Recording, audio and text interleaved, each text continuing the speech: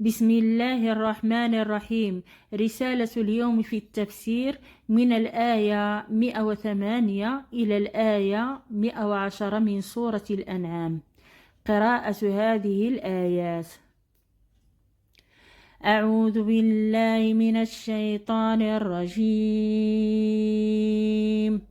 ولا تسبوا الذين يدعون من دون الله فيسبوا الله عدوا بغير علم، كذلك زينا لكل أمة عملهم ثم إلى ربهم مرجعهم فينبئهم بما كانوا يعملون. وأقسموا بالله جهد أيمانهم لئن جاءتهم آية ليؤمنن بها، قل إنما الآيات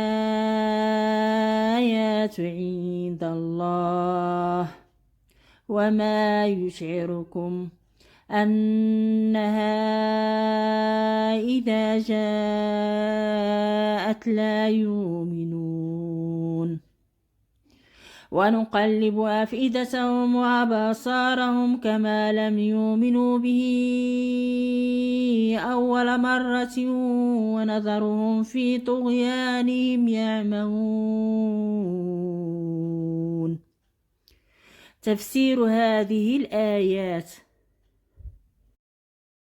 ولا تسبوا الذين يدعون من دون الله فيسبوا الله عدوا بغير علم، كذلك زينا لكل أمة عملهم ثم إلى ربهم مرجعهم فينبئهم بما كانوا يعملون.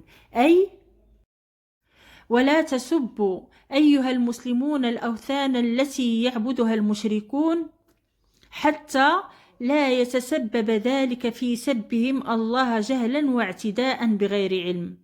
وكما حسنا لهؤلاء عملهم السيء عقوبة لهم على سوء اختيارهم، حسنا لكل أمة أعمالها ثم إلى ربهم معادهم جميعا فيخبرهم بأعمالهم التي كانوا يعملونها في الدنيا ثم يجازيهم بها. وأقسموا بالله جهد أيمانهم لئن جاءتهم آية لا يؤمنن بها، قل إنما الآيات عند الله وما يشعركم أنها إذا جاءت لا يؤمنون. أي وأقسم هؤلاء المشركون بأيمان مؤكدة: لئن جاءنا محمد بعلامة خارقة لنصدقن بما جاء به. قل أيها الرسول إنما مجيء المعجزات الخارقة من عند الله تعالى، هو القادر على المجيء بها إذا شاء. وما يدريكم أيها المؤمنون لعل هذه المعجزات إذا جاءت لا يصدق بها هؤلاء المشركون. ونقلب أفئدتهم وأبصارهم كما لم يؤمنوا به أول مرة ونذرهم في طغيانهم يعمهون. أي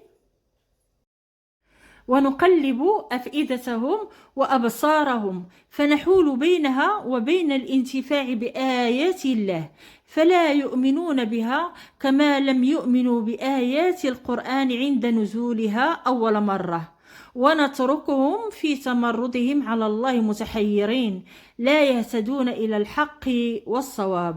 أقول قولي هذا وأستغفر الله لي ولكم، والسلام عليكم ورحمة الله وبركاته.